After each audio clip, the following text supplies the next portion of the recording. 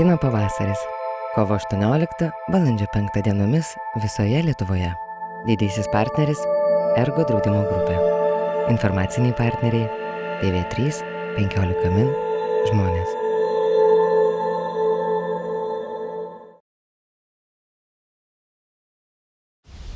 Mūsų karta pirmoji supratusi, kaip iš lėto kenkiame gamtai. Ir vienintelė, žinanti, kad dar yra laiko ją išsaugoti. Apsaugokime mūsų visų ateitį. Ergo. Geriausius kino pavasario filmus parodys žiūrimiausia televizija TV3. Šeštadieniais 22:40.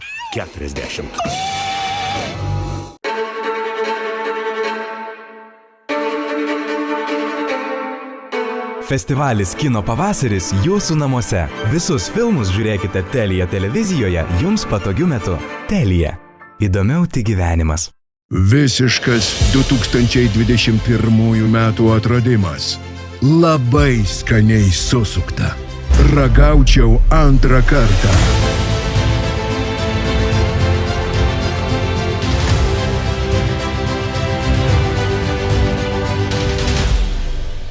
Tai sveiki, mėly kino pavasario žiūrovai. Labai džiaugiuosi, kad šiandien prie mūsų prisijungė režisierius iš Kanados. Vieno turbūt tokio ypatingiausių ir galbūt netikėčiausių kino pavasario filmų šiais metais, kurio pavadinimas XX AMŽIUS. Taigi sveikiname su Matthew Rankin from Canada. Welcome to Vilnius Film Festival, digital edition of it. Lovely to be with you digitally. When I first time saw the 20th century, I must admit I did not read enough about the film, and I did not know that it's actually based on the real historical figures. It has a lot of elements from the real history of Canada, and when I read it, for me it just felt like unbelievable, and actually, I wanted to ask how because we are obviously in Lithuania, we're not so much familiar with the Canadian history, and Mackenzie King, he's a person that I must admit I heard for the first time. This is a little bit shameful for me, but yet, please give us a little bit of introduction for the people that are about to watch or who just watched the film. What is the percentage of the real facts and maybe the fantasy of yours? What is the balance between those two? It's a great question. I don't know the exact empirical quantity of fact versus fiction in it, but I do think that's an exciting tension for a viewer to have when they watch a historical film. I think whenever we make a film, no matter what, even if it's a documentary that is aspiring to chronicle the truth, it's always a little bit more of a dream, a little bit more of a fantasy than it is reality. Film has the power to create a simulacrum of reality, which is so credible that we can start to think that it is reality. And that is something that historians really hate when it comes to historical films, because we can create this vision of the past which seems so real, and yet always, no matter what, whenever we make a film, there's some element of fiction that results from translating real historical facts into cinematic image, cinematic syntax. And but a lot of times when we watch a historical film, we are not in any way distracted by the artifice of cinema. We think that it's all credible, and that's where the danger is. In my film, it's it's very blatant. I'm not making any sort of pretense about trying to imitate reality. Every frame is telling you that it's fake. And and I think whenever we make a historical film, we're presenting some vision of the past. We're making an argument about the past. And so I like that to be very obvious. I don't like to hide behind, Spielbergian authenticity, because I think that's still fake. I don't think authenticity is really possible in cinema. And yet, when it comes to this is something which is probably really important to mention, that this is your first feature film. You've done quite a few shorts before, but for the first feature film, you choose to go into this very particular period of Canadian history, which is right before the 20th century, the turn of the centuries. And could you tell us a little bit more about the initial impulse to delve into this period? Why you chose this particular time for your first feature film? Sure. Well, I think the main inspiration comes from Mackenzie King himself. He's a very important politician in Canadian history. He was the Prime Minister of Canada for almost 22 years, longer than anyone else. So he's a very successful politician, and he was a young man at the turn of the century. He was in his 20s and just sort of starting out in his political vocation. And he's a lifelong diarist. He kept a diary, a secret diary, all of his life. And I too, I am a lifelong diarist. And while I was a history student, I became just excited about reading his diary. So I went into the archives and I found it. And it's full of all these bizarre confessions. And he's a little bit known in Canada as a little bit of a strange person, and that attracted me to him. I liked that about him. He was very, very obsessed with his mother, and he later in life he conducted seances to communicate with her ghost, and all of these things were like very exciting to me, and I just was interested in him for that reason. And then I started reading his diary as a young man, and it reminded me really so much of my own diary. It was full of all sorts of bizarre pathologies and self-pity and obsessions. I think anyone who keeps a diary knows there's a lot of shame that is housed in that document. So it was true for Mackenzie King too. So the inspiration began with just a personal connection with him and this account of his early life. I think a lot of first features are about the youth of the filmmaker and, sort of how they experience their youth. So I was sort of making that same film through the youth of Mackenzie King in this movie. But I would also say that choosing the early 20th century, it's an era which is really interesting to me because the 20th century began with very, very deep idealistic convictions. There was a plethora of utopian movements at the beginning of the 20th century, and a widespread conviction, certainly through the Western Hemisphere, the idea that, we have this power as people, as human beings, to overcome our problems and build a better world. Now, I think we're sort of living in the opposite end of that. I think we've started to feel overwhelmed by outmoded systems of power, and we're starting to feel disillusioned. I think there's a sense to look at the future with anxiety rather than hope. So I was really interested in this sort of utopian mood of early 20th century. And Mackenzie King was a historical figure who walked this very, very fine line between the utopia and the nightmares of the 20th century. He was very much a centrist politician, and he was all about sort of, again, walking this very careful line between extremes, which is perhaps a virtue and perhaps a vice. And so the film sort of plays with traces that lineage. If I'm not mistaken, Mackenzie King is also a person that is that's now, like, there are squares that are named under his name, and he's also on the banknote of $50, if I'm not mistaken. So he's sort of like one of the most important and probably respected figures in Canadian history, and yet the way you depict it, it's provocative. You mentioned a lot of obsessions and a lot of maybe inconvenient, maybe truths about this person. How was the film actually accepted? Weren't there the people that were somehow offended by his depiction, this completely eccentric way of showing him in the past? I don't know.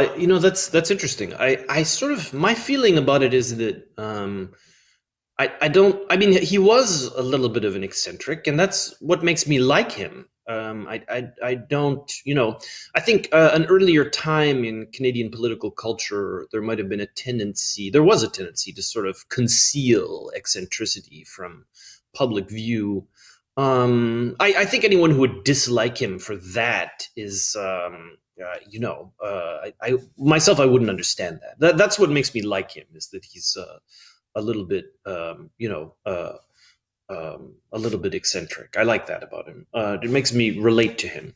But I think as far as, unflattering depictions are concerned, I mean, I think two things. I think, he's one, certainly I think books that have been written about him are infinitely more unflattering than this film. There's a number of historians who have tackled the subject of Mackenzie King and his time in politics, his political action, and his private life. And I think that those books, which stand in not so much as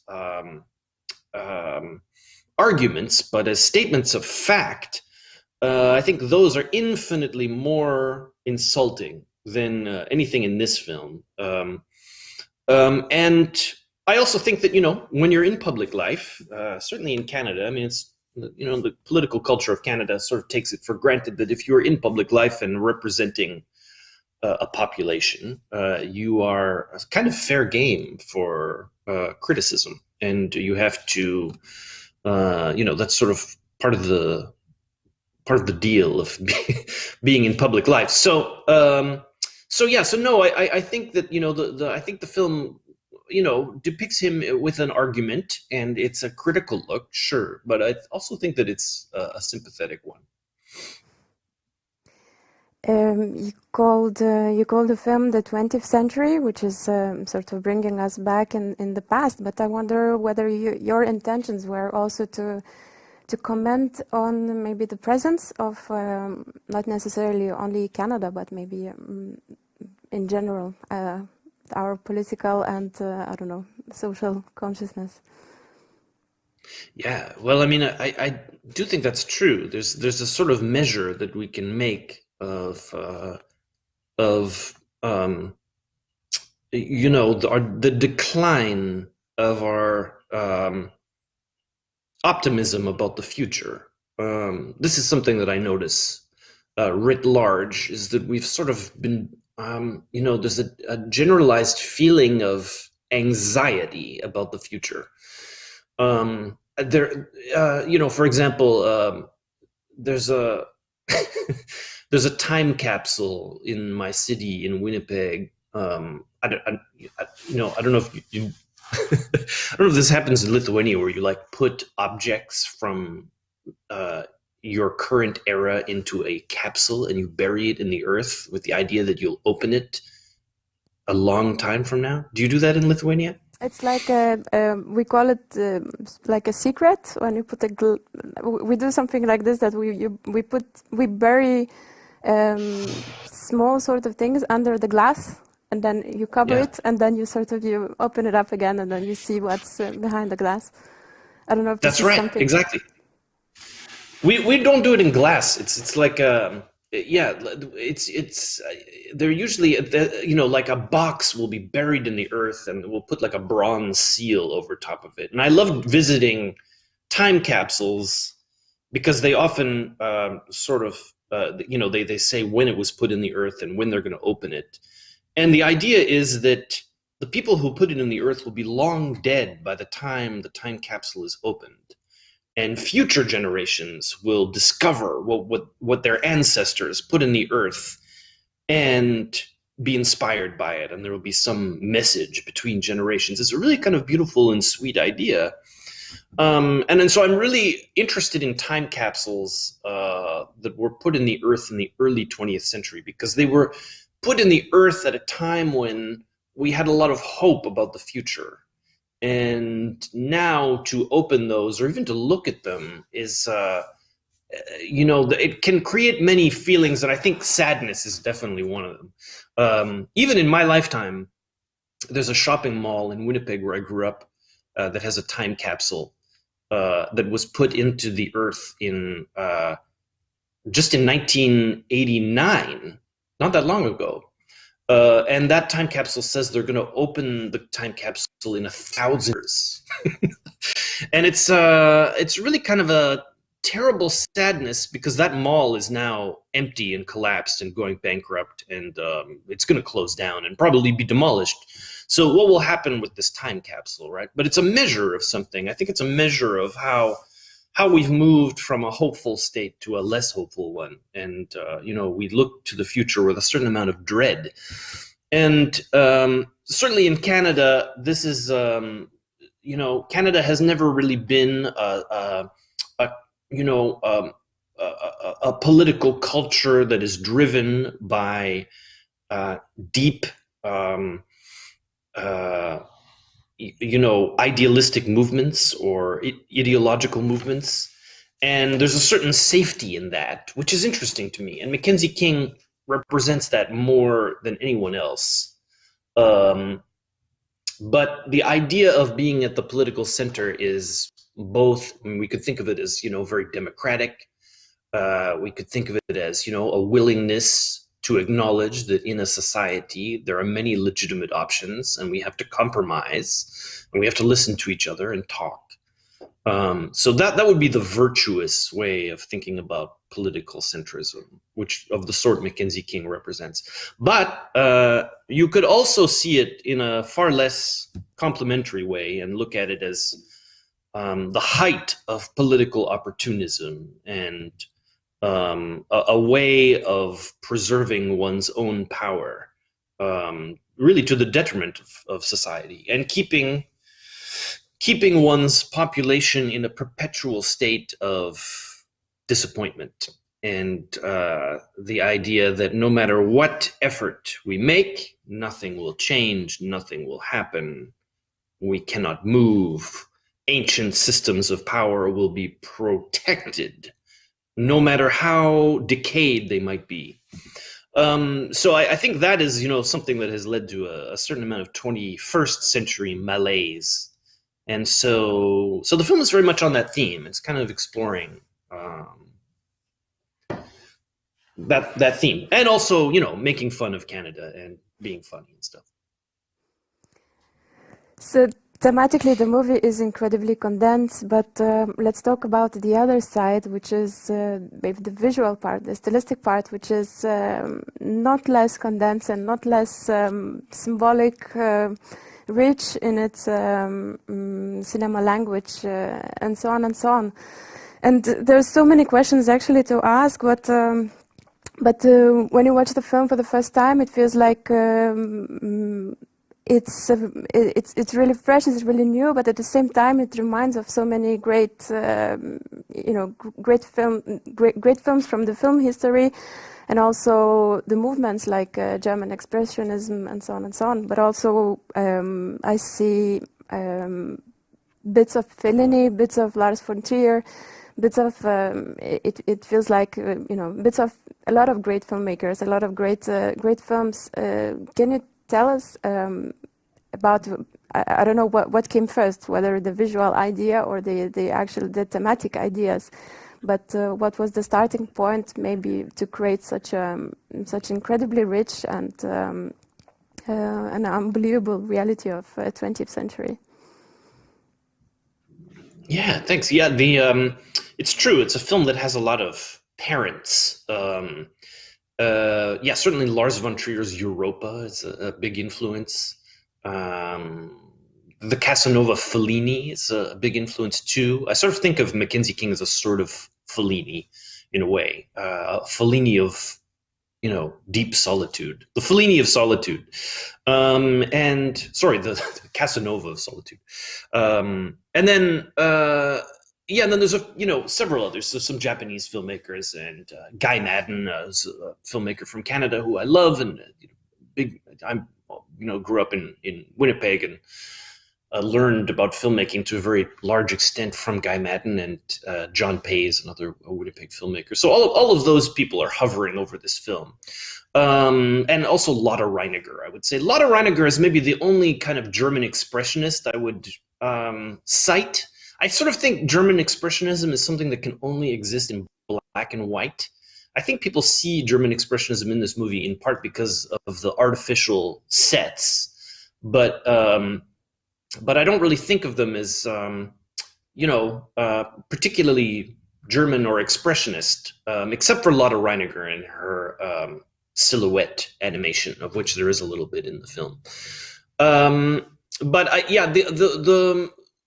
The approach emerged out of a number of things. One is I had a small budget, and of course, the ambition of this movie is, preposterously unrealistic, and like way beyond what the budget would allow.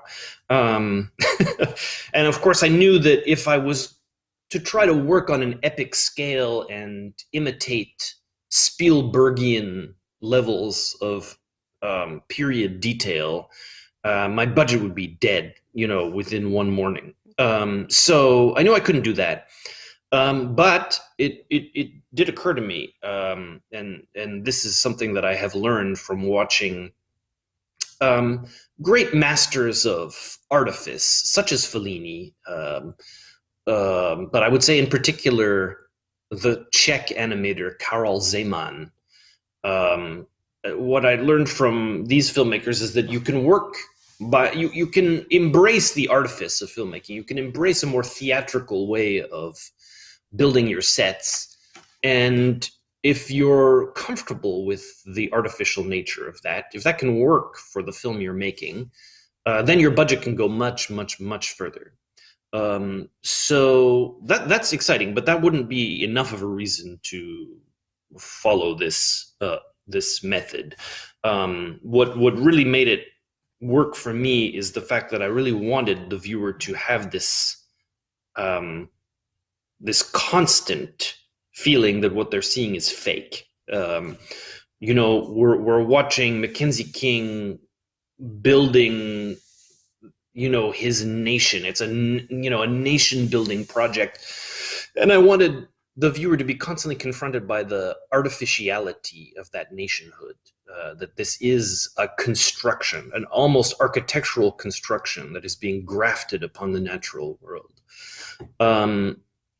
And also, that's also part of the kind of approach to historical representation too. I wanted the viewer to constantly have this tension of not really being sure what is true and what is false. Anyone watching the film knows that there is invention at work, and knows also that there are elements that are rooted in fact, and you can't quite tell where they kind of cross over. But you know that what you're seeing is not, it isn't real.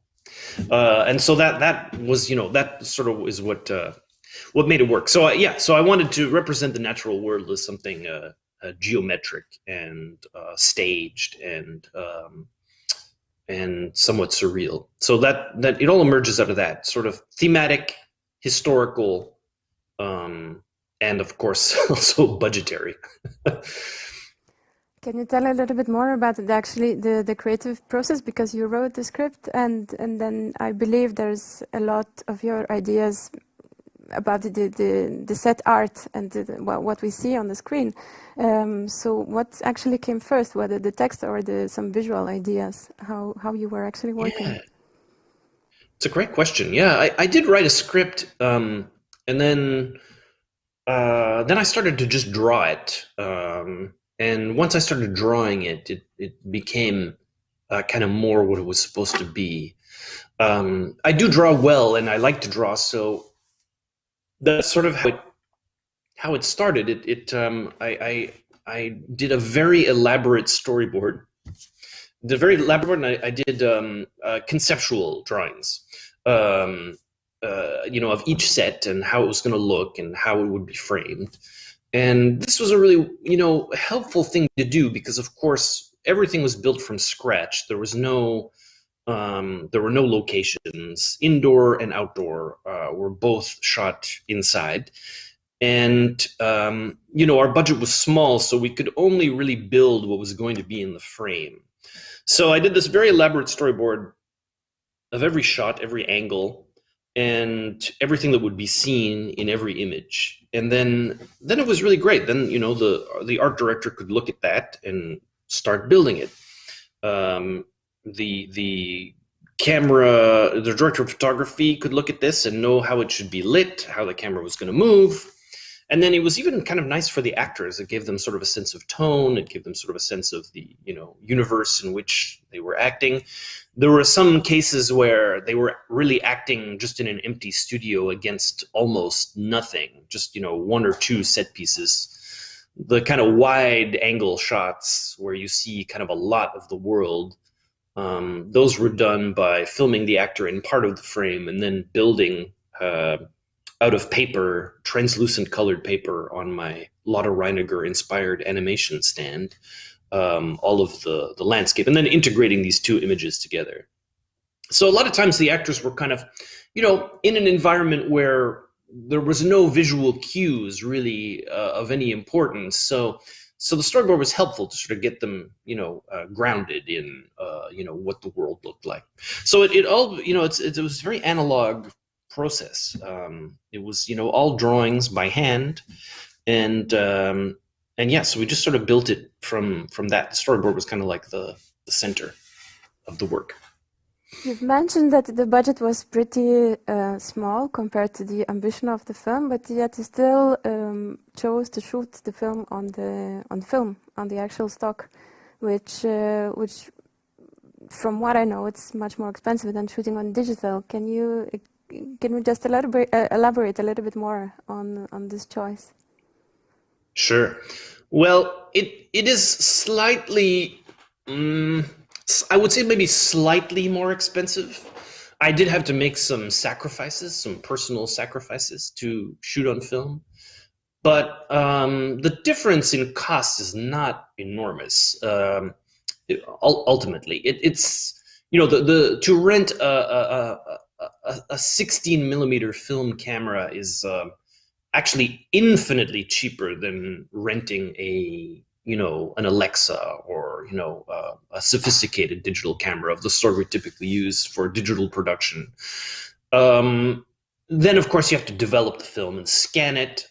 But once you've done that, the post-production, the color correcting and all that is relatively simple. It's if you shoot on digital, the post-production is very complicated. I mean, you end up lighting and coloring to a very large extent in post, and it's very expensive.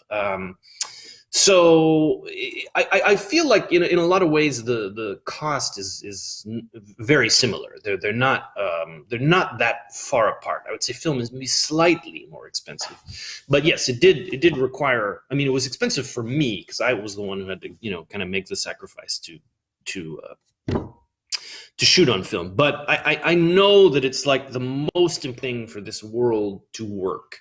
If I'd shot this film digitally, it really, there would have been a dissonance to the image in the sense that it's very, very fake analog special effects, very, very fake analog set pieces, decor. So if I were to film those on a very digital, high resolution Spielbergian camera, I feel like the three wouldn't go together. There would be just too much detail in a digital image, and that would kind of wreck it, I feel. With 60 millimeter film, there's less information, and that's really important for a film like this. I feel like when there's less information, that leaves more space for the viewer to engage imaginatively. In fact, I met I met an Icelandic doctor years ago who might have been insane, but he said to me that he had done this study and had determined that the digital signal connects directly with the logical, linear, rational, scientific parts of the brain, but the analog signal, film, that connects directly with the imaginative, emotional parts of the brain. So, and again, he might have been insane, but I choose to believe that that's true. It's true for me, anyway. Oh, this is incredible that there's been some scientific research in it, because it feels like something that I always felt and believed in, that the film goes straight to your heart rather than to your brain. Yeah. There's actually so much to ask about, because the film is so it's just so condensed with the symbols, with the choices, that it would be interesting to hear what's behind them. But there's this one particular maybe part in the script is the competition to become a prime minister. And I think this is like really provocative and very critical view on actually what makes a politician. Can you tell us a little bit more? How did you come up with this idea of the competition for the prime ministers? Yeah, it's sort of inspired by there's this Monty Python skit called the Upper Class Twit of the Year, and it's all these twits, like these really rich morons, and they have to do all these sort of ridiculous things to be proclaimed, the top twit of Britain. So I feel like that is maybe kind of the big influence on that scene. The idea being that to be a politician in Canada involves the mastery of any number of very banal actions, cutting a ribbon, butter churning, parochial, banal, the idea of passive aggression as a positive national trait in which a prime minister must be trained and prove his mastery of that I just thought was deeply Canadian. It's it's my one big piss take at sort of the the political culture of Canada, but also the idea of Canada as ultimately subservient, the idea of a political leader as something that is essentially ceremonial and is not exercising any fundamental power. And another interesting aspect of the film is maybe its queer layer, because you choose to cast male actors to play the roles of the female characters, and so on and so on. And in general, the film is just full of symbols, the sexual symbols, and there's a lot of. It feels like a lot of characters that are sort of ruled by their sexual frustrations and obsessions. I wonder if you can talk about like this combining the politics and the power with a lot of sexual symbols. Yeah, that's great. First of all, the casting, that's something people remark upon, and I think that's really fun. I love that people remark upon the kind of intergender casting. I have male identifying, female identifying actors playing, male identifying and female. There's a cross pollination of genders at work in the movie, and it's really fun. I have to say that I didn't really think about that too much while I was casting. I really just wanted to cast the right person for the role, regardless of how they identify in terms of gender or even ethnographic background. I wanted it to just be very open-hearted as a cast.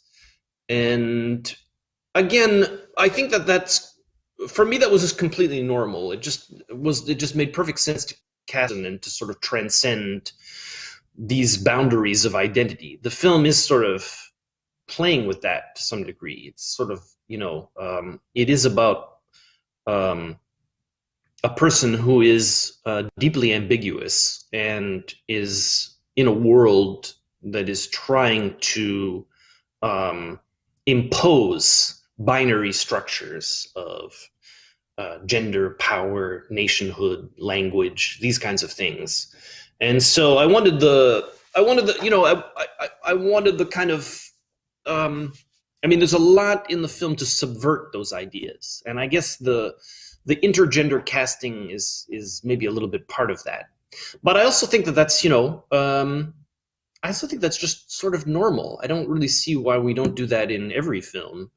Again, I think that, we have certain biases of what constitutes cinematic reality, and those biases might not be serving us particularly well. So anyway, so that's just sort of very normal, and it's kind of, to me, it's just very normal to do that, and it's sort of how I approach casting, generally speaking. And it creates new modes of representation, which I think are just exciting.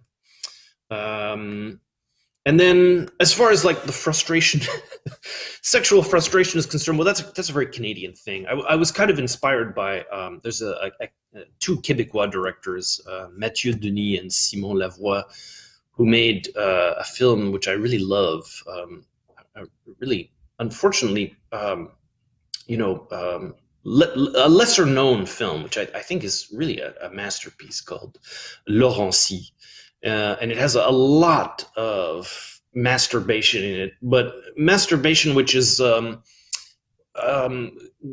encoded with Québécois nationalist information. And it is sort of an expression of nationhood, these masturbation scenes. And I think that's a little bit of a theme you can trace throughout Québécois and Canadian cinema writ large, is that, deep sexual anxiety, sexual frustration, extreme onanism. These are all sort of ways that Canadian artists have represented Canada in throughout film history. So I'm really just sort of taking that, taking that torch somewhere new in this one. And the whole story with Mackenzie's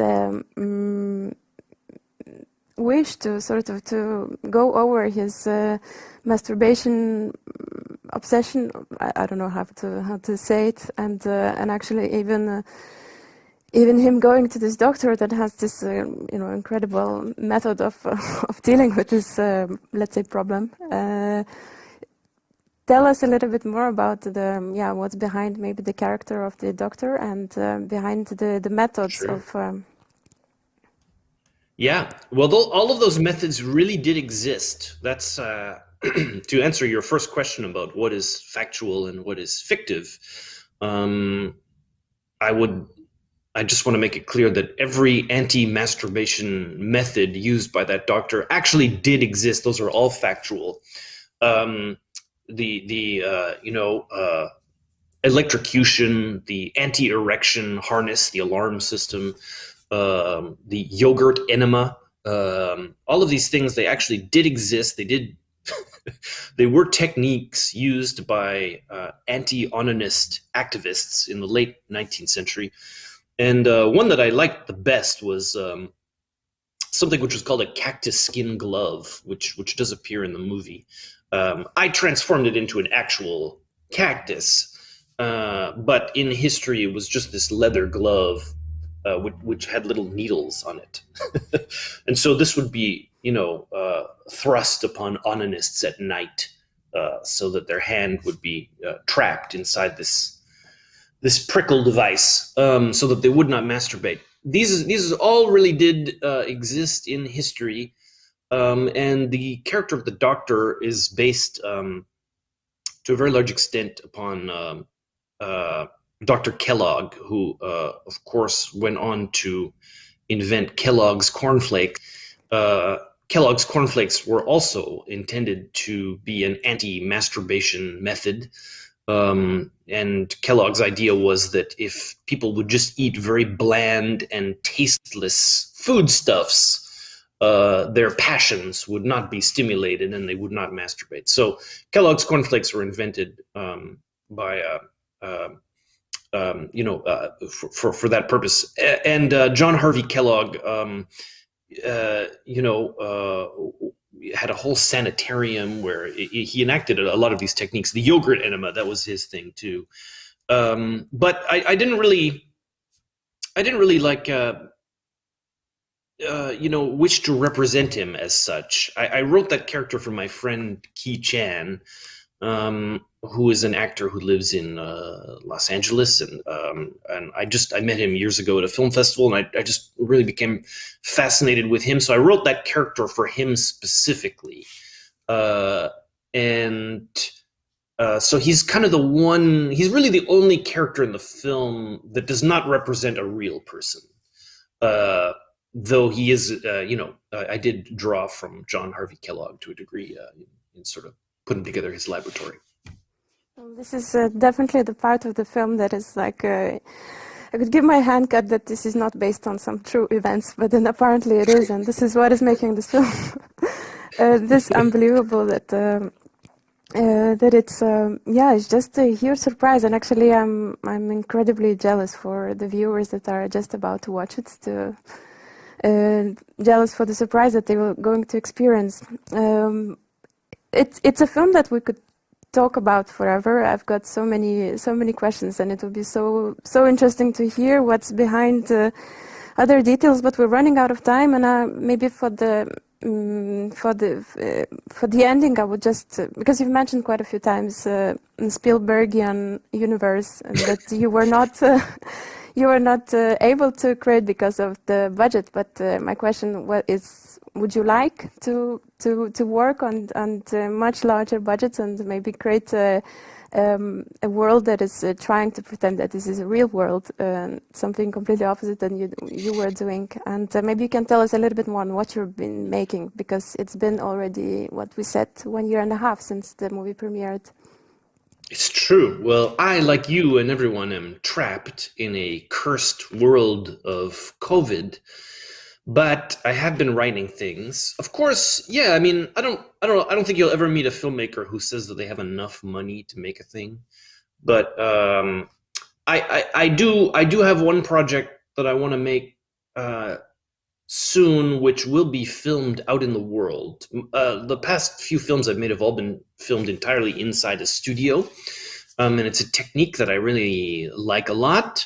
But I have written a script that will have to be filmed, out in the world, and so that's exciting to me. But I'm not really sure that it's going to necessarily depict reality.